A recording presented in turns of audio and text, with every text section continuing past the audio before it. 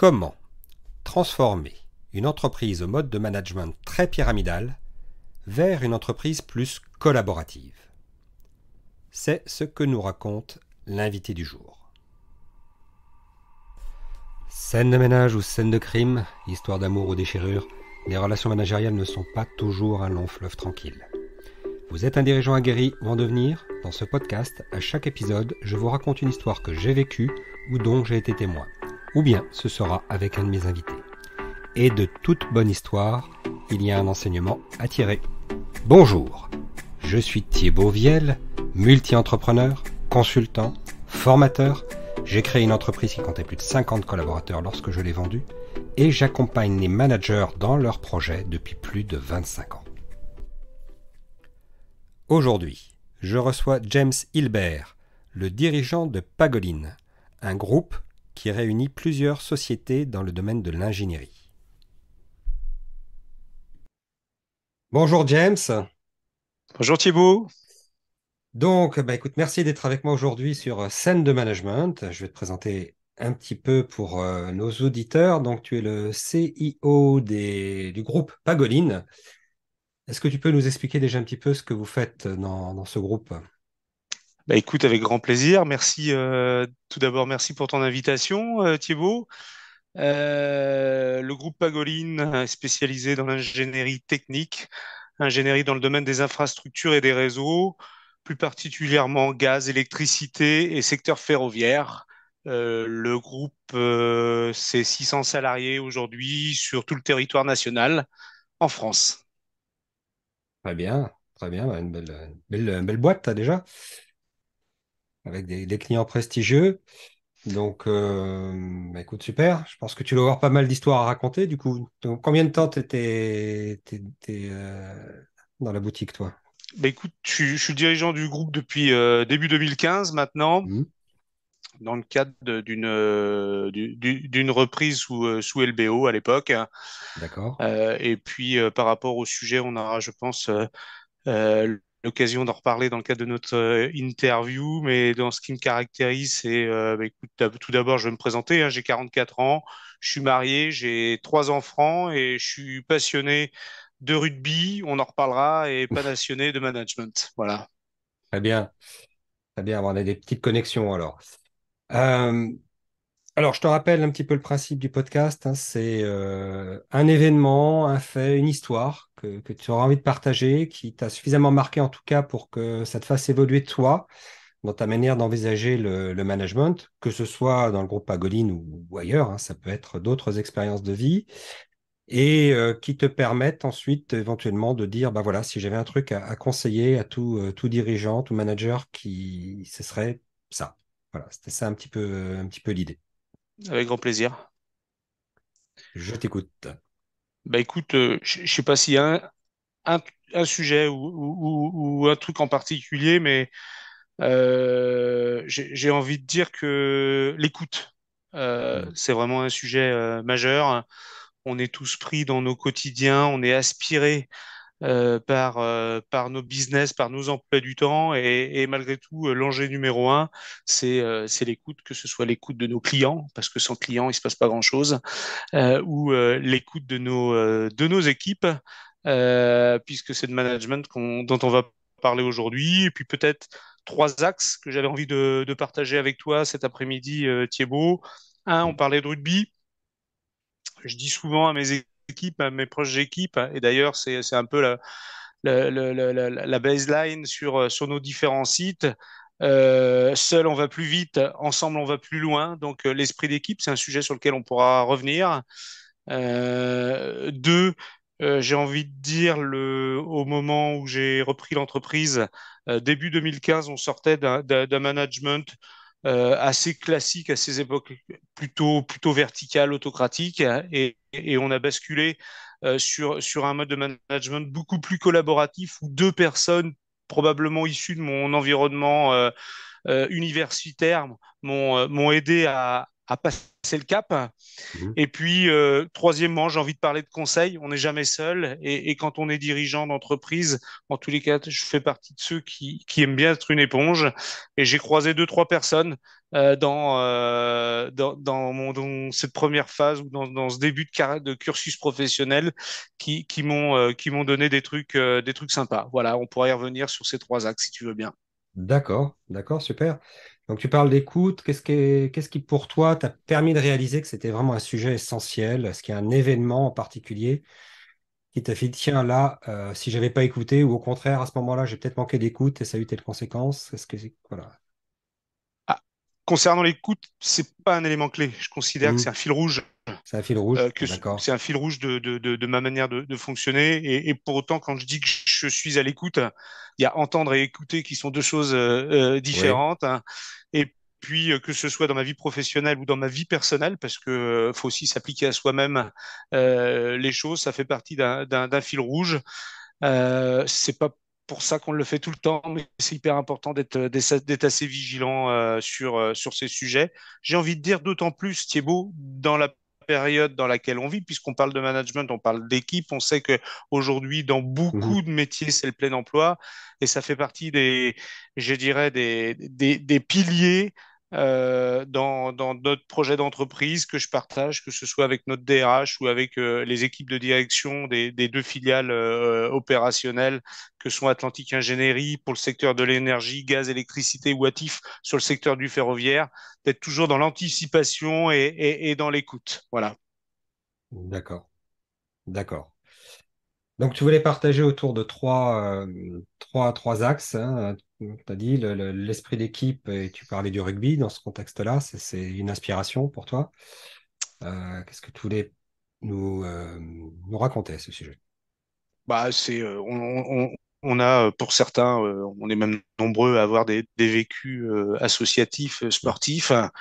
Et dans ce sport que j'ai pratiqué assez jeune, quand j'ai arrêté sportivement, je me suis retrouvé dirigeant jusqu'à être coprésident du club de rugby sur la région nantaise. Et j'avoue très sincèrement que c'est une forte inspiration. Mm.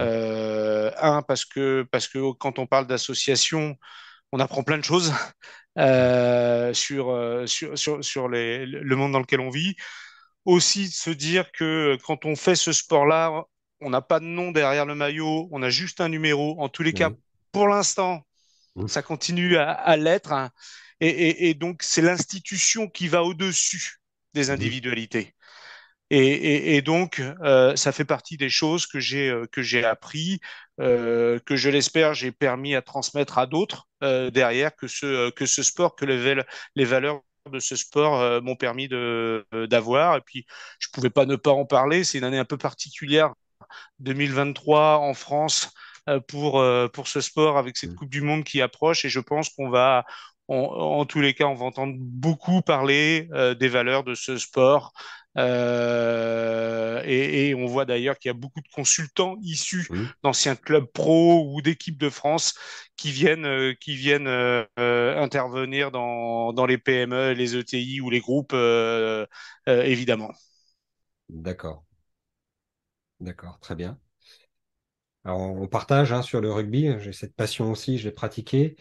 Euh, Qu'est-ce que tu as pu transposer éventuellement toi de ces valeurs dans ton projet d'entreprise?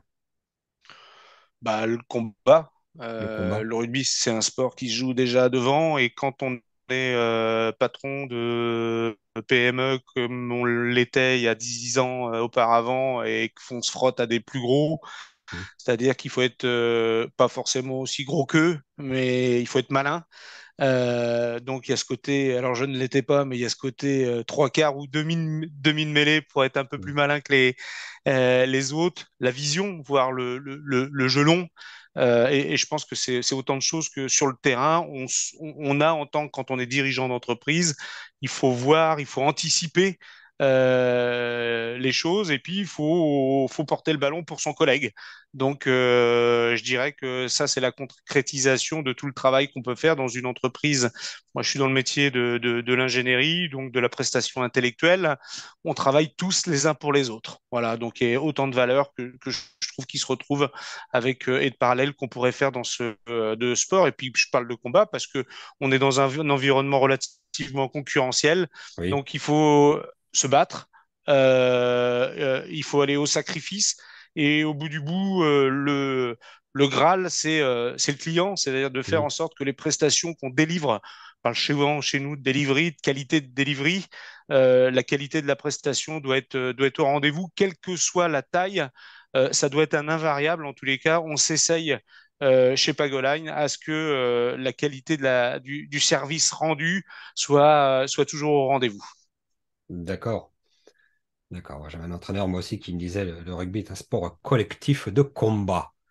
Voilà, C'est c'était ça. son motto et on travaillait beaucoup sur cette notion de collectif.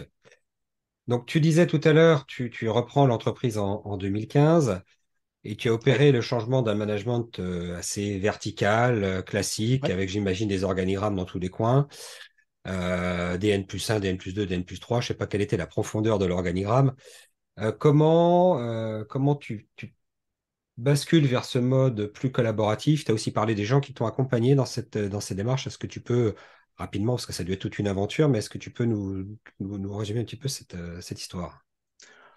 En fait, on a, sans rentrer dans le détail, mais tu viens de résumer le type de modèles qui sont assez Mhm. classiques à l'époque Mhm. de ce qu'étaient les organisations des entreprises. Et j'ai cette conviction que ensemble, on peut aller plus loin. Je fais la jonction ou le passage de témoin avec la première partie Mhm. qui était l'équipe, et que l'intelligence collective doit nous permettre d'avancer plus vite. Donc c'est effectivement cette transformation qu'on opère en proposant à un cercle de management beaucoup plus large de Mhm. participer au projet d'entreprise. Un, sur les fondamentaux du projet d'entreprise, là où on veut aller, la vision, qu'est-ce qu'on veut faire de l'entreprise demain, et aussi d'un point de vue capitalistique, et ça c'est un autre sujet, on pourra éventuellement en parler tout à l'heure, mais il s'agissait aussi de permettre à certains collaborateurs de devenir manager, en tant que manager opérationnel, de devenir actionnaire du groupe. Une fois qu'on a dit ça, j'ai dans mon parcours universitaire, donc je suis de formation école de commerce Audencia Nantes. J'ai croisé un certain nombre de personnes Mhm. de qualité, et j'en ai deux. Je pense à un prof de management, Abel Essonneau et Philippe Bernat, qui, dans mon parcours, m'ont glissé des choses dans la tête de ce qu'on pouvait faire quand on était à la tête d'entreprise ou d'entité. Je les ai, à partir de cette période-là, je les ai rappelés pour voir comment ils pouvaient m'aider à opérer la transformation, parce que de dire qu'on veut faire du collaboratif, c'est Mhm. une chose. J'ai en plus des exemples très précis dans mon entourage de personnes qui ont migré vers l'entreprise libérée. C'est pas forcément moi la direction que j'avais envie Oui. de prendre, hein, mais d'être dans un quelque chose de plus hybride Mhm. entre les deux extrêmes, l'autocratique et le modèle oligarchique ou entreprise libérée. En tous les cas, je voulais être quelque chose qui corresponde plus à qui on est, nos valeurs. Et donc, ces deux consultants nous ont accompagnés pour transformer progressivement nos habitudes, que ce soit dans nos organisations, nos gouvernances, ce qu'on devait produire ensemble. Il y a des choses qu'on ne peut pas tout le temps produire en collaboratif. Voilà, Oui. donc il y a eu toute une période d'accompagnement, pardon, que j'ai envie de dire, qui s'est opérée sur 2, 3 années. D'accord. Alors, j'ai envie quand je t'entends te poser deux questions par rapport à ça. Oui. Euh, la première, c'est pourquoi transformer ce modèle vertical vers quelque chose qui était plus collaboratif? Pourquoi ça faisait sens pour toi d'aller dans cette direction-là? Bah parce que quand tu parlais, quand tu expliquais les hiérarchies, je voyais tes mains Hmm, qui faisaient ça, c'est les cloisons, c'est les hmm, silos, et donc je voulais décloisonner l'entreprise pour que les gens se parlent. Et ça va jusque dans l'organisation de nos bureaux aujourd'hui, sans tomber dans la caricature de certains bureaux. On a essayé de faire dans notre organisation du travail, de mettre la salle de pause, la machine à café un peu au centre de l'entreprise pour que les gens se parlent, parlent de leurs projets et vivent une entreprise collective. Donc, en l'occurrence, décloisonner, je pense que ça faisait sens. Si on veut faire des synergies, il faut que les hmm. gens qui sont en charge de projets se parlent, hein, et qu'on fasse ensemble des choses. Donc, si on veut développer des géographies, si on veut développer des lignes métiers, si on veut développer des nouvelles verticales sectorielles, c'était autant de points d'échange qu'on devait avoir entre personnes qui vivaient plutôt silotées jusqu'à présent. D'accord. Et Mais puis parce alors, que oui. excuse-moi, mais je pense aussi aux équipes derrière tout ça. Hmm. Je considérais que probablement on sous-exploitait l'intelligence de certains de nos managers. Et là, les mettre à contribution sur des sujets pour lesquels ils sont peut-être pas les plus légitimes de prime abord, on a bien vu qu'on était dans l'accélération derrière. D'accord. Alors, c'était justement la question que je me préparais à te poser. C'était ta vision, c'était la manière dont tu avais envisagé pour que les gens se parlent, décloisonner. Il y avait un certain nombre de valeurs d'équipe qui étaient aussi là-dedans. Mais parfois, en même temps, les organisations verticales peuvent convenir à un certain nombre de collaborateurs. Alors, tu as ceux qui sont dans des positions en plus de management, voire de management, qui peuvent se sentir un petit peu heurtés par ces organisations où ils se sentent un petit peu privés de pouvoir. Et puis aussi parfois des gens dans les équipes qui disent, bah, moi, ça me va bien d'avoir un N+1, N+2, N+3 parce que ça me permet de savoir très exactement ce que j'ai à faire et je me sens moins confortable dans une organisation où j'ai plus de liberté quelque part. Comment ça s'accompagne, ça? Est-ce que tu as senti ce type de réticence et comment ça s'est accompagné éventuellement? On l'a forcément senti parce que c'est des questions qui sont très personnelles et en fonction de qui on a en face de soi, on n'a pas tous, enfin, on peut pas deviner la réaction de son vis-à-vis. Mais tu as dit une chose qui est essentielle dans ce que tu viens d'évoquer, c'est le pouvoir. Mm. Et en fait, je reste persuadé qu'à partir du moment où la gouvernance est connue de tous, extrêmement lisible, et qu'on a expliqué pourquoi on voulait fonctionner d'une manière décloisonnée, en faisant à certains moments sur certains sujets du collaboratif, sur d'autres un peu moins, mais qu'on se mettait en commun Mhm. sur certaines étapes, à partir du moment où c'est lisible, le projet est clair pour tous, il n'y a pas de sujet. Là où il peut y avoir un sujet, c'est dans les structures où il y a des enjeux de pouvoir. Oui. Donc ça, c'est le premier point. Et deuxièmement, c'est rassurant d'avoir un +1, +2 ou +3, mais en même temps, c'est un frein. Et j'y reviendrai tout à l'heure par rapport au troisième axe, c'est-à-dire que je reste persuadé que ce qui fait, en tous les cas, dans nos modèles et dans la taille d'entreprise qui est la nôtre, c'est de donner de l'oxygène dans l'organigramme, pour grandir, pour faire la croissance qu'on veut faire demain, il faut d'ores et déjà avoir les managers de Oui. demain et tout le monde doit pouvoir cranter et donc ça laisse la possibilité à tout le monde de grandir. Encore faut-il en avoir la volonté. Tout le monde n'a pas, on parle souvent d'ambition et autres, tout le monde n'a pas la même volonté ou la même ambition Mhm. de grandir ou de développement professionnel. Mais pour ceux qui le souhaitent, ça laisse vraiment cette possibilité. Et j'ai des exemples, et je le cite régulièrement dans l'entreprise, que ce soit le directeur général d'Atlantic Engineering qui était chef de projet chez nous il y a 15 ans en arrière, mais qui a su et qu'on a su faire grandir. Et des exemples, si tu veux, Thibaut, j'en ai un certain nombre comme ça, parce que Mhm. je pense que c'est un peu l'ADN de notre modèle, c'est de faire grandir, et quelque part, on raconte des belles histoires. On est d'autant plus aujourd'hui où je dirais qu'on est dans un contexte de turnover assez élevé. Quand tu as des départs, dans mon référentiel, ça fait partie de la vie Oui. professionnelle. Et je le disais à certains il n'y a pas si longtemps, et c'est triste parce qu'il y a Mm. il y a des collègues ou des collaborateurs et des collaboratrices qu'on aime bien. Et Mm. donc ça nous peine, mais ça fait partie de la vie. Ça permet à l'autre de grandir, d'aller s'essayer ailleurs dans un autre environnement. Ce qu'il faut, c'est le coup d'après, ou plutôt essayer d'avoir le coup d'avant, et que l'organisation qu'on va mettre en place à la suite d'un départ soit toujours la meilleure possible. Et donc de préparer l'organigramme, d'avoir du vivier, et j'y reviendrai tout à l'heure, hein, c'est pour moi essentiel pour accompagner la croissance d'une entreprise. D'accord. Et donc, ce que j'entends là, c'est que bah, ça s'est accompagné effectivement cette transformation, parfois de certains départs de personnes à qui ça convenait pas ou ça convenait plus, ou qu'on trouvait la marche trop haute, ou voilà, et qui se sont dit bon bah dans ce cas-là, vaut mieux que je m'en aille, quoi. Je te Et conf... c'est la vie. Et je te le confirme, Mm. et c'est la vie, et des fois c'est peinant, mais Mm. ça fait partie de la vie, et derrière, il faut trouver l'organisation future, la meilleure carburation pour pouvoir toujours cranter un peu plus par rapport au projet d'entreprise qui est le nôtre. C'est-à-dire que le sous-jacent reste le projet d'entreprise, et dans le projet d'entreprise, il y a un, satisfaction client, en deux, faire grandir nos équipes, talent vivier. Et pour moi, ces deux axes-là doivent être des invariables. D'accord. D'accord. Donc tu disais ça s'est déroulé sur à peu près une période de 3 ans. Tu t'es fait accompagner donc hein, Ouais.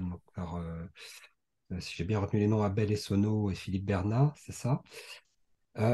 Tu disais aussi que tu Déjà, je les salue. Si, je sais pas s'ils tomberont un jour sur ce podcast, je les salue et je les remercie d'avoir pu utiliser leur prénom et nom, mais j'étais pas là pour faire de la pub, c'était juste pour symboliser des gens que j'avais croisés dans mon parcours, en qui j'avais une confiance, qui à un instant T ont su m'aider et aider l'entreprise à pouvoir avancer. très bien, très bien. Bah, écoute, Et s'ils se sentent de réagir sur ce podcast et de contribuer, ça sera volontiers, euh, volontiers pour leur partager la citation. Donc, tu disais aussi que tu n'avances pas seul, tu aimes bien effectivement t'entourer de conseils. Et est-ce que tu as eu d'autres conseils aussi pour mener ça en place? Et est-ce que tu as toujours maintenant cette démarche?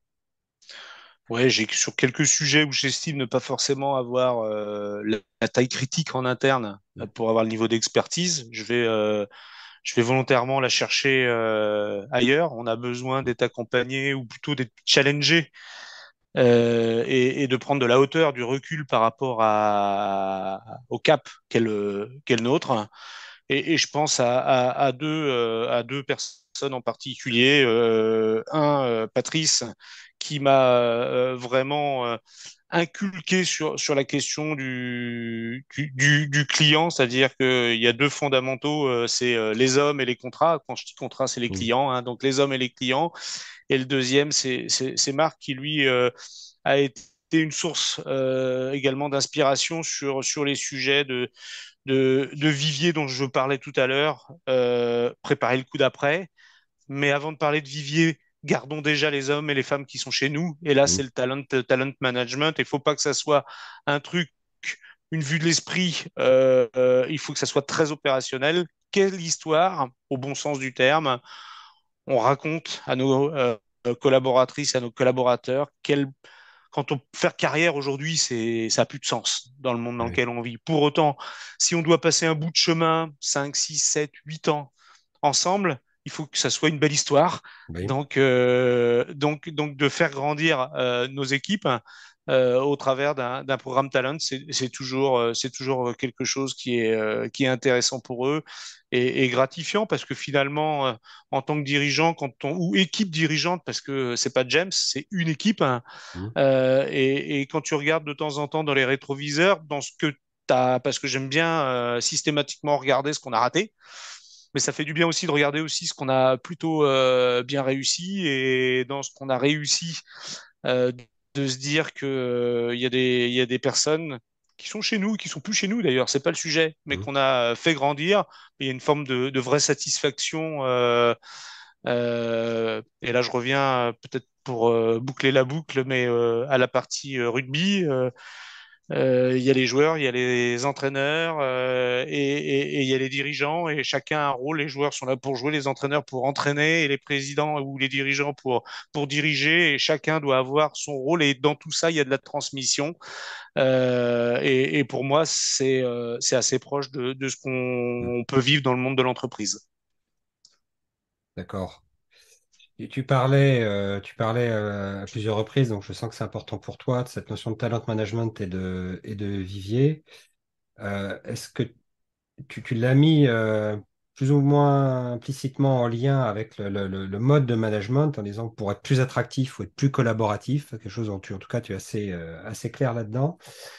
Est-ce que tu as pu le constater et comment ça se passe pour Pagoline, cet aspect-là? Alors, je suis pas sûr d'avoir bien saisi le sens de ta question. Si tu peux reformuler. Quel est l'impact que tu as ressenti d'avoir un management justement plus collaboratif, plus ouvert avec les collaborateurs sur cette notion de rétention des talents et de, d'attractivité de l'entreprise Pagoline pour les nouveaux collaborateurs? Bah, déjà, les générations, les plus jeunes générations aujourd'hui et celles d'il y a ne serait-ce que 15 ou 20 ans, il y a quand même un certain nombre de choses qui ont évolué. Donc, ça veut dire il a fallu se dépoussiérer en tant que patron et dirigeant. Il a fallu se dépoussiérer aussi là-dessus. Mais globalement, on voit bien que toute collaboratrice ou tout collaborateur a envie de, quand il est bien dans son entreprise, a envie de partager, c'est-à-dire que en fonction de leur domaine, leur spécialité ou leur domaine d'expertise, ils doivent avoir la possibilité de s'exprimer. Alors, on peut pas demander à tout le monde de s'exprimer en permanence. Mhm. Il doit y avoir des canaux, une organisation pour des temps pour le faire. Il y a des temps pour être dans l'action, il y a des temps pour réfléchir.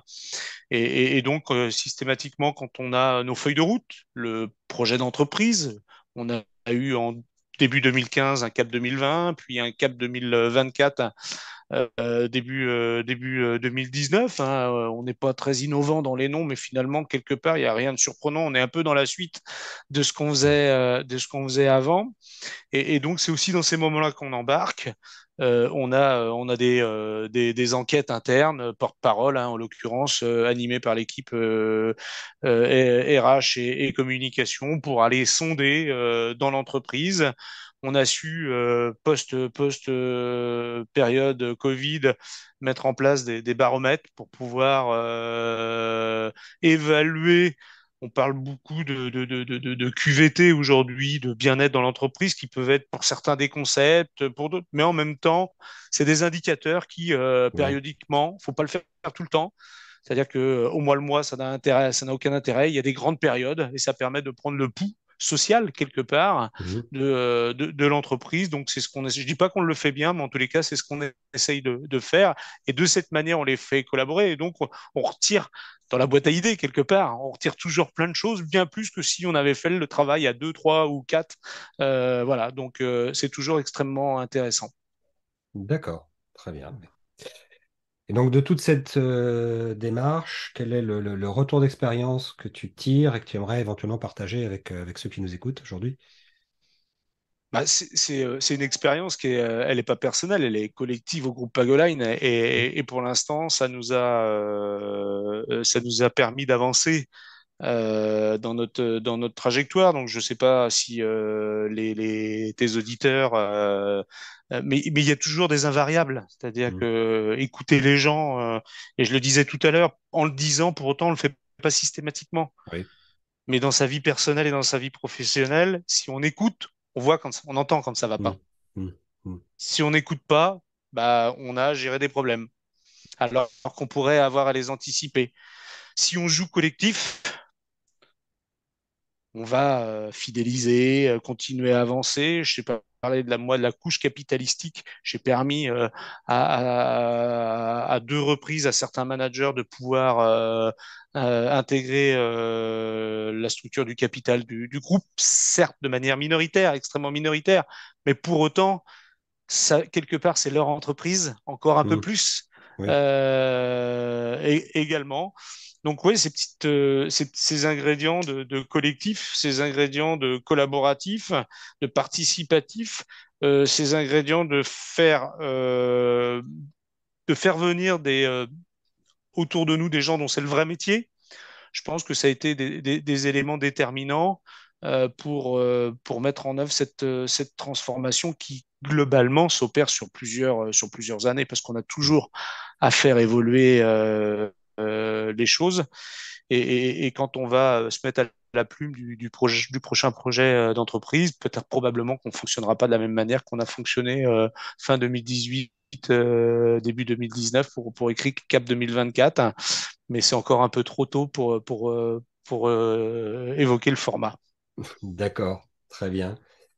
Merci beaucoup, James, pour ce Euh, moment. c'est moi, c'est moi qui te Ah, remercie, Thibaut. j'avais promis d'essayer de pas prendre plus d'une demi-heure, donc on est à peu près dans le contrat. Parfait. Et donc, je rappelle, hein, tu es le CEO du groupe Pagoline, donc on dit Pagoline, qui est un groupe d'engineering technique dans le domaine de l'infrastructure et des réseaux, donc avec le siège qui est basé à Nantes, mais avec des représentations dans pas mal de villes françaises. Pour l'instant, pas à l'international. Non, c'est le terrain de jeu aujourd'hui sur le territoire français nous a permis, alors certes avec certains clients insulaires, on a effectivement, tu parlais de nos clients, mais que ce soit à l'intérieur du groupe NJ, que ce soit dans le groupe EDF, que ce soit dans le groupe SNCF, Mhm. des clients qui nous ont aussi permis d'aller sur les parties insulaires, mais globalement, le terrain de jeu de la France métropolitaine nous a permis jusqu'à présent de consolider notre développement. Et à part Nantes, qui est le siège que tu évoquais, il y a une dizaine de bases en France, et les plus grosses étant Saint-Denis en région parisienne, Oui, Metz, Lyon et Bordeaux. d'accord, très bien. Merci beaucoup, James. Merci, et puis à très bientôt alors. À très bientôt. Dans ce que nous a raconté James, il y a plusieurs points qui ont particulièrement retenu mon attention. Le premier, c'est que pour faire cette transformation du management plus pyramidal vers quelque chose de beaucoup plus collaboratif, il s'est d'abord appuyé sur ses convictions et des valeurs extrêmement fortes et bien posées. Et en cela, ça fait tout à fait écho à l'épisode avec Gwenaël Carfantan qui vient de reposer les valeurs de son groupe. Le deuxième point, c'est qu'il n'a pas hésité à se faire accompagner, bénéficier du retard extérieur de spécialistes dans le domaine, d'experts, de consultants, pour pouvoir mieux accompagner ce changement. Et le troisième point, qui me paraît excessivement important aussi, c'est que dès le départ, il était bien conscient que cette transformation ne plairait pas forcément à tout le monde, et que donc certaines personnes allaient vouloir quitter la barque. Il s'agit dans ce cas-là de l'accepter et d'accompagner les choses pour que ça se passe au mieux pour l'entreprise comme pour le collaborateur. C'est un aspect qui est souvent oublié dans les opérations de transformation. Donc 3 enseignements pour moi très très riches. Quels sont les vôtres? Et voici qui clôt la première saison de Scène de Management. Mais rassurez-vous, je reviendrai bien vite avec mes invités, dès la rentrée, avec des nouveaux épisodes et une toute nouvelle saison. Peut-être qu'on fera évoluer un tout petit peu le concept.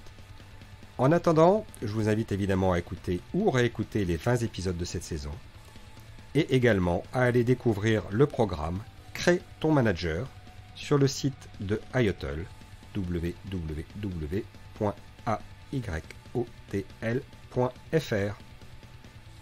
À très bientôt sur Scène de Management.